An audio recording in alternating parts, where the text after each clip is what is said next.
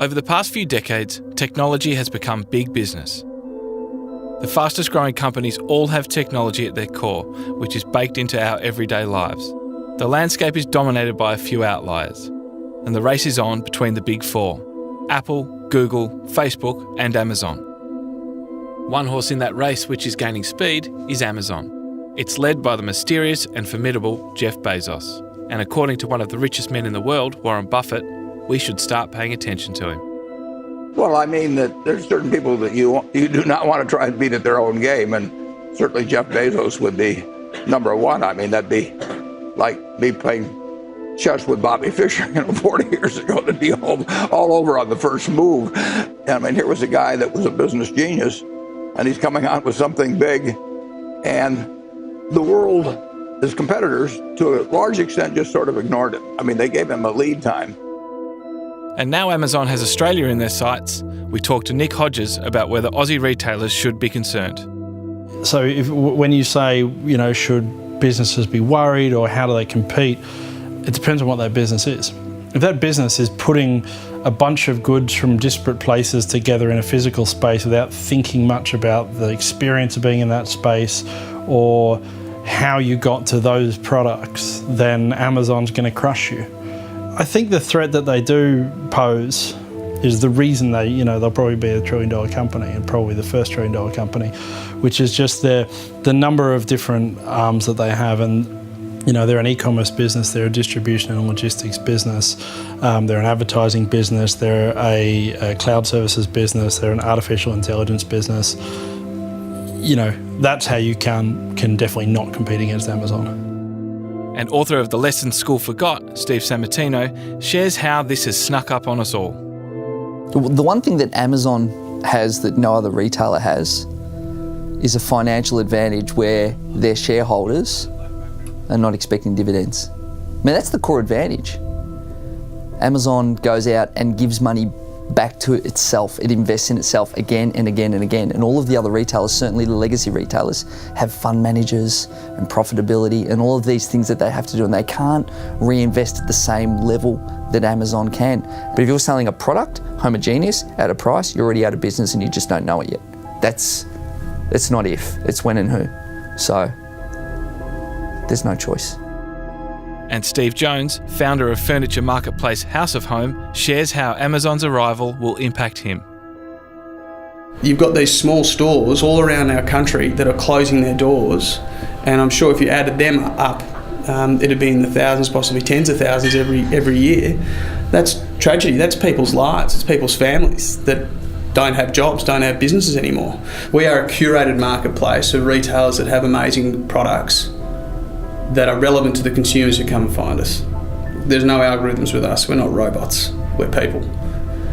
And we're Australian people. And if Jeff Bezos wants to come and take my people, he's better meet me behind the trailer park. So I'm ready to go.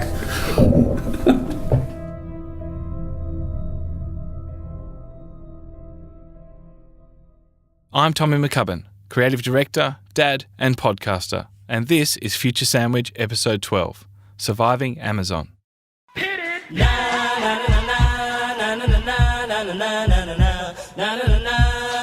year is 1994, the year of Forrest Gump, The Lion King, Shawshank Redemption, Pulp Fiction, and of course, Hot Stepper was on top of the charts. American hedge fund manager Jeff Bezos has just driven from New York to Seattle writing a business plan for a company called Amazon. Here he is reminiscing in a speech to grads on what made that business plan so special. The wake-up call that led to starting Amazon.com was finding that web usage in the spring of 1994 was growing at 2,300% a year. And things just do not grow that fast. Outside of, I guess, usually like Petri dishes or something. I mean, it's a very, very unusual growth rate. And you could tell anecdotally, even though there wasn't good research on this at the time, that the baseline of web usage wasn't trivial. And so something with a non-trivial baseline growing at 2,300% a year is clearly going to be everywhere tomorrow. And so the question was, what kind of business plan would make sense in the context of that growth? And I went through a whole bunch of different things and made a list of 20 different products, looking for the first best product to sell online. Came up with books for a bunch of reasons, but primarily because books are very unusual in one respect, and that is that there are more of them than there are products of any other category. So there are literally millions of different books in print at any given time, and computers are good at organizing such large selections of products, and you could build something online that literally couldn't be built any other way. You couldn't have a physical world bookstore or a paper catalog with millions of different books. And the primitive technology that was the web in 1994 clearly required that kind of characteristic for a business. It had to be something that could only be done in that way. So that's what led to books. So as Amazon sold more and more books, we saw institutional bookstore brands like Borders disappear. And since, he has built a conglomerate of companies that are driving extraordinary innovation, from hosting more internet than any other provider to pioneering space travel. We caught up with Steve Sammartino to talk about how it went from online bookstore to behemoth almost undetected. The one thing that Amazon has that no other retailer has is a financial advantage where their shareholders are not expecting dividends. I mean, that's the core advantage. Amazon goes out and gives money back to itself. It invests in itself again and again and again. And all of the other retailers, certainly the legacy retailers, have fund managers and profitability and all of these things that they have to do, and they can't reinvest at the same level that Amazon can. And that's what's afforded them for the last 20 years that they've been on the stock market, the ability to create digital wood chips. You know, when they solve their own problems, then they sell their own problems that they've solved to other people. You know, AWS, classic example. They're so much more than the world's biggest retailer. They're actually I think they're a logistics company. And they're building the logistics, first of the internet, then of warehousing with their robotics, and now the logistics of the home with Alexa and so on.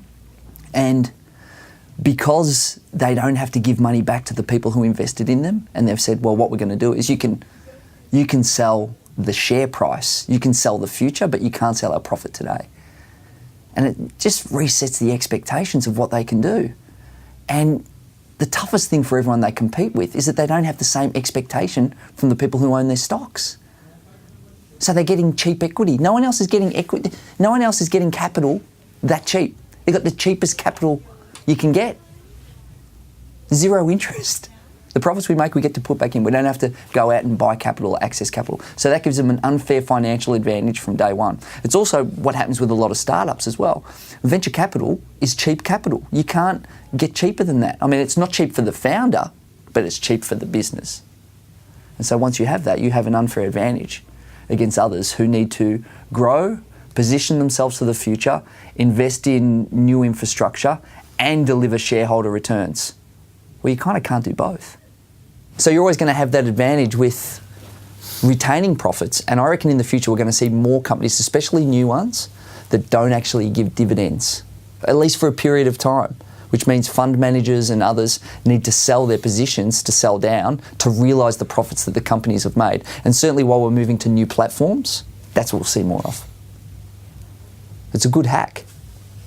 If you don't follow that strategy and you just focus on profits, the line of progress is going to remain flat. Yeah. Well, that's what happens in times of great change, is that basically it's not really a digital revolution, it's an infrastructure reset. So we spoke before about we're building a metastructure now, which is ones and zeros that live on top of concrete and steel. Right? That's what we're building. And so if you're investing in tomorrow, you have to keep reinvesting in the new infrastructure. When you build the new infrastructure, by default, you close out the old guy who was all about concrete and steel, because you built the new infrastructure and they have to dance on your new platform. And if they don't, they lose. And the other thing that's different is we used to live in a make, buy and sell economy. Now we live in a platform economy where you make and sell within other people's platforms, whether it's digital or other products or supply. It's more of it's kind of open source in a way. And the other players had vertical supply chains, and now you've got a horizontal supply chain. So when that new supply chain gets built on top with something like retail, it's in many areas it's a winner-takes-all society. There might only be one or two players that sit there. You know, it's almost like the law of two always happens. but there'll be one winner. And the more open you are, the more chance you are of winning, where you use other people's resources. It almost goes way back to the VHS versus Beta. You know, VHS won because it was open source and other people could manufacture on their platform. Once upon a time, retail was a place where you got things that were...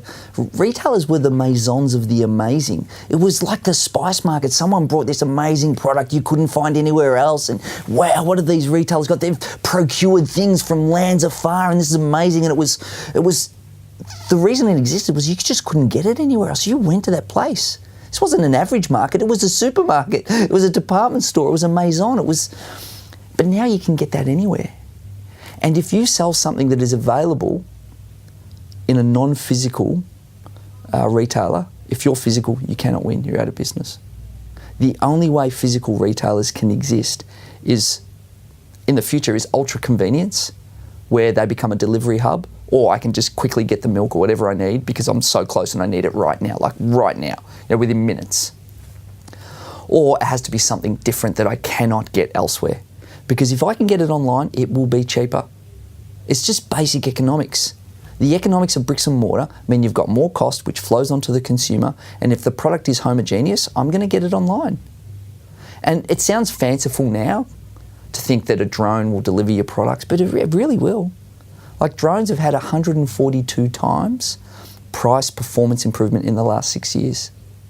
So a drone today that's $1,000 was $142,000 6 years ago. All right, they're already JD, the world's biggest retailer, the Chinese's biggest retailer.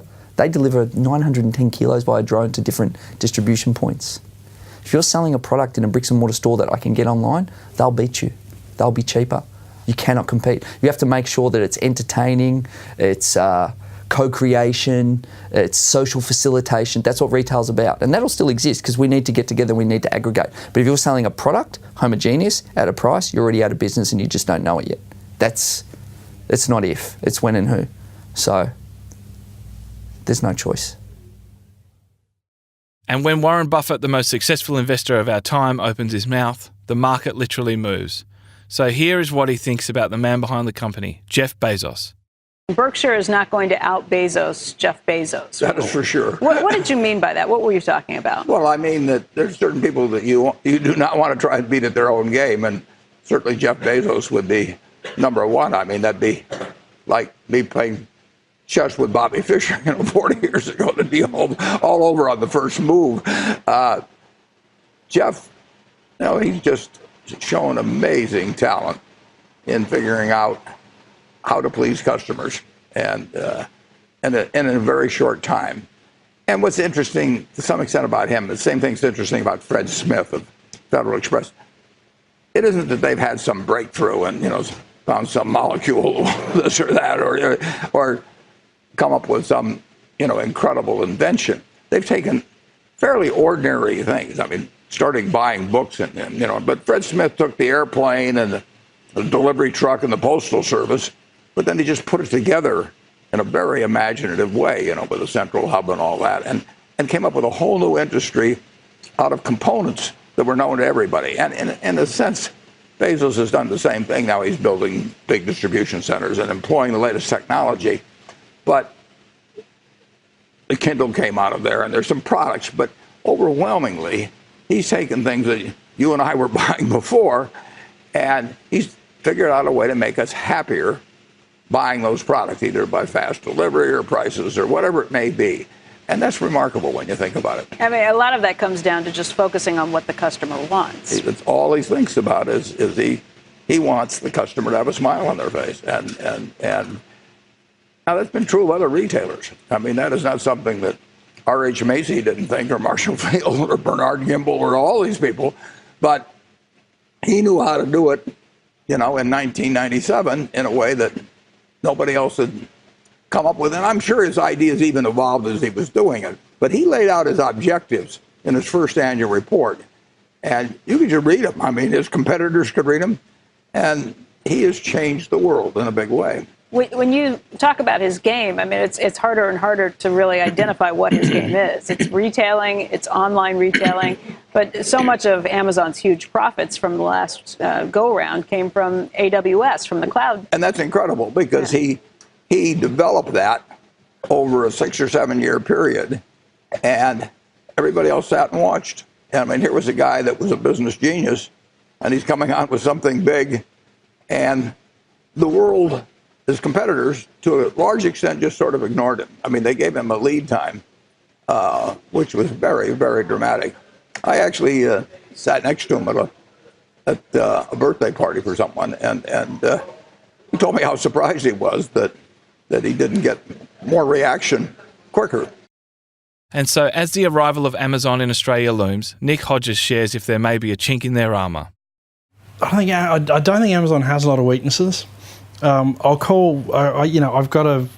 talked about this before and have written it down, and hopefully people will hold it to me, that I think Amazon will be the world's first $1 trillion company, which in saying that means that I think it has far more growth in it than Apple, Google and Microsoft, which are the three companies that are currently ahead of it in terms of market cap.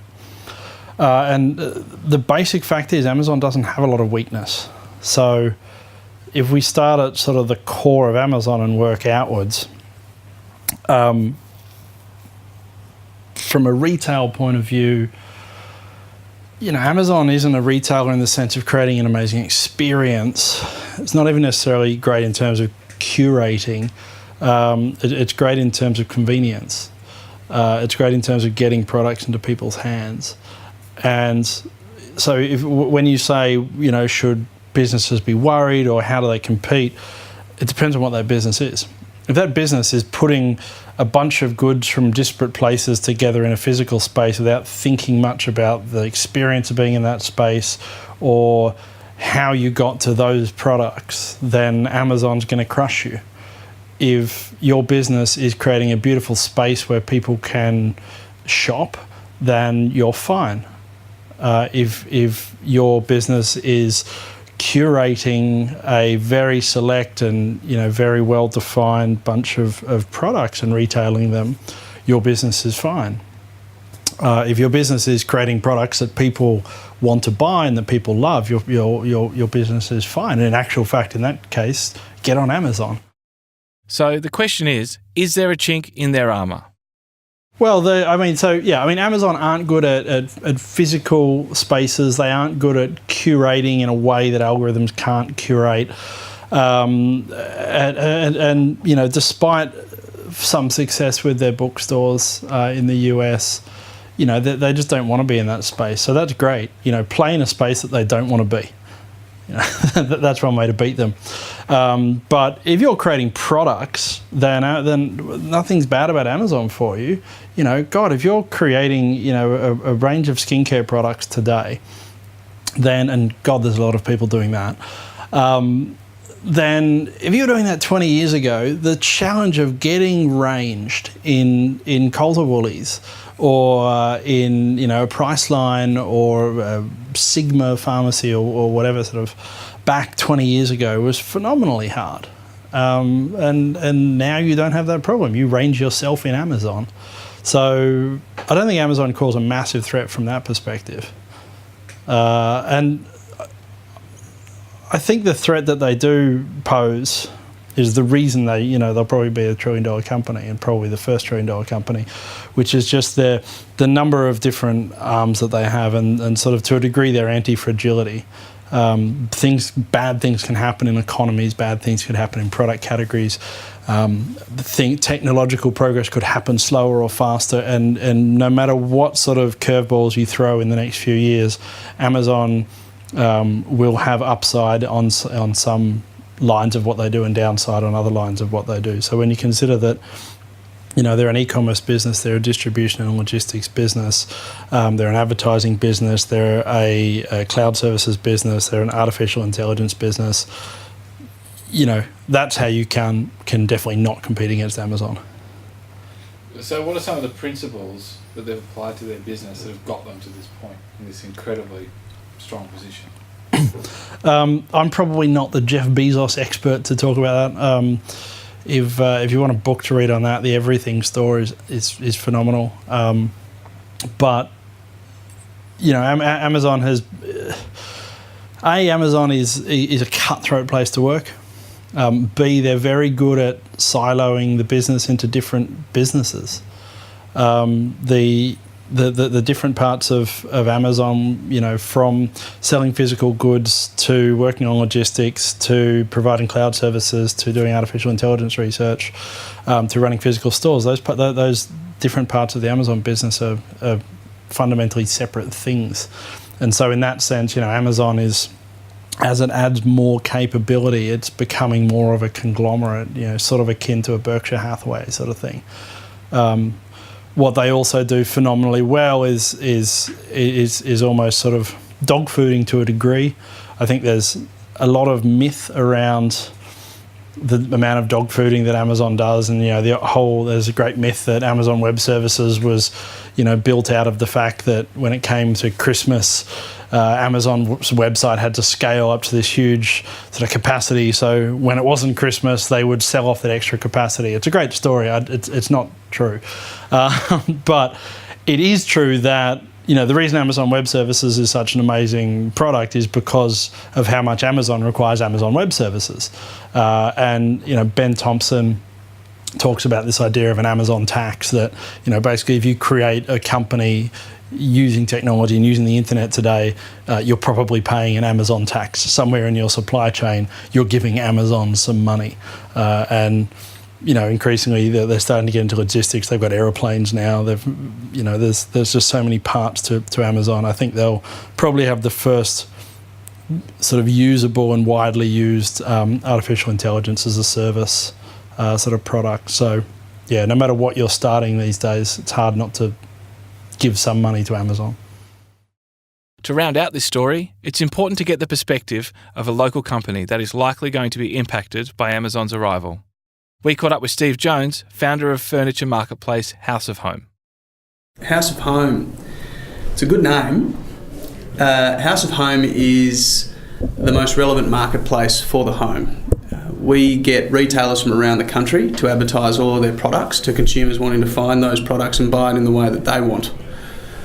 It's a really cool platform and it doesn't exist anywhere in the world, so we're really proud of it. And you've been in market for?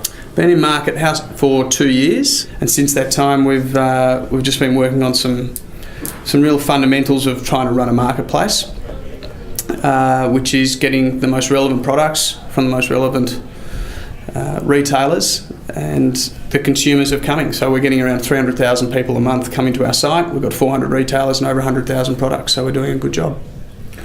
Amazon is it's quite the beast. I've got a positive and a negative perspective on Amazon. I'll start with the positive. I think Amazon's going to solve one of the most fundamental issues we have in this country, and that is one of logistics. I don't believe Amazon have worked out that we are in fact an island which has got a really big desert in the middle and a road that goes north to south and east to west. But Amazon do know that they have a lot of money, and I believe that they will throw a lot of that money into solving this logistical problem and work out a way to get products from Victoria to Perth very quickly and cheaply. And then they'll turn that into something that they've done with their web services business, and then allow people to access that network, and then solve that problem of delivery for all these other retailers and shippers out there. Because there are consumers over in Perth that want products from Sydney and Brisbane and Adelaide, and they just can't get them because it's just too expensive. So I hope they solve that problem. I have no doubt that they will fail multiple times and it'll take them 3 or 4 years. So in about 5 years' time, we'll have a solution which will be terrific. So that's kind of the positive. The negative, though, is what I'm more concerned about, and that is when you look at what they've done in America and indeed in other countries, Amazon, in my opinion, destroy more businesses than they help. They certainly sell a lot of products, but they do it by squeezing the margins out of them and or creating their own products, and therefore getting rid of the suppliers that stock them in the first place. There's more and more businesses that close every day as a result of Amazon, both small and large. I mean, Sears and Macy's in the US are two big examples that are closing store after store after store as a direct result of Amazon coming and then creating their own white label products to rival them, and they're able to ship them at a cheaper rate. But in Australia, I think that the same will follow. So they're going to certainly drive additional sales for some retailers in the short term, but over the medium to long term, they're going to destroy more businesses than they create. Absolutely. There's a lot of hype out there around e-commerce, when the reality is over the 12 months to March this year, we did around $320 billion worth of sales in retail. 300 of that was in-store, 20 of that was online. So 7% of all retail sales were made online, but that's the focus. Every single article, every single media outlet talks about that. 93% of sales happen in store. Amazon only sell online, but 93% of our sales happen in store. And so Amazon are going to try and steal that, and I don't think they're going to get a large chunk of it, but it is going to impact not only the retailers but also the consumers that want to go in store, clearly. And it's very similar metrics over in the United States as well as it is in the UK and other first world countries. So you're more marketing agency than you are marketplace. That'd be kind of... Yeah, it's not lost on me that the fact that we've got market and marketplace in the same word. So yes, we're absolutely a sales and marketing organisation. We're trying to bolt on some auxiliary services to really help these retailers grow their business, because no one's looking after these little guys out there. We've got the sad reality where we have 5 retailers leave us every month because they close their doors.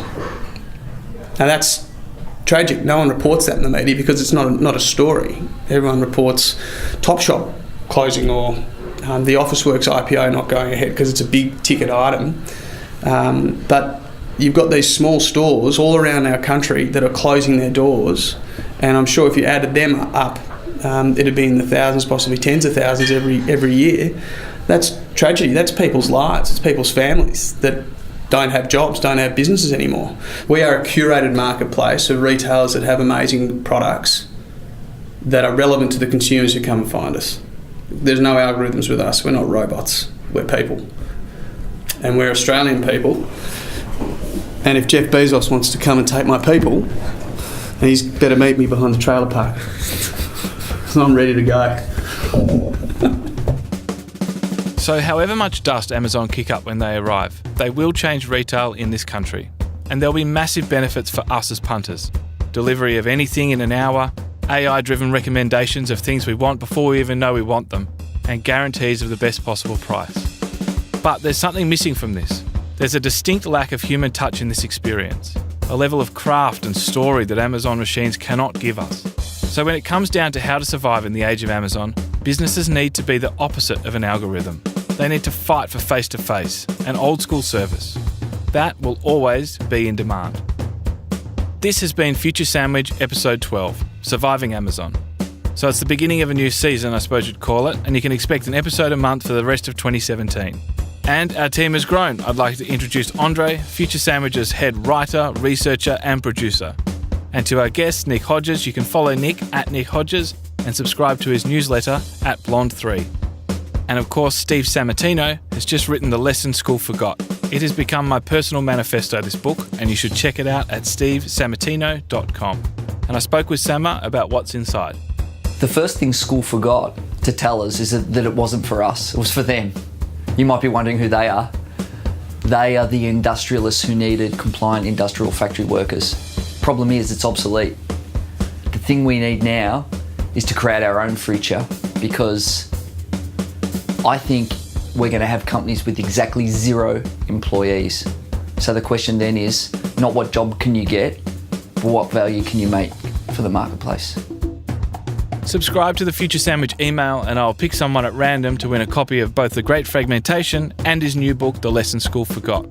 Also, thanks to Steve Jones, founder of the House of Home. Check out his site at houseofhome.com.au. And you can check out the original Warren Buffett interview in the show notes at futuresandwich.com. Thanks again for listening, and stay up to date on Instagram, Facebook and Twitter. See you next time.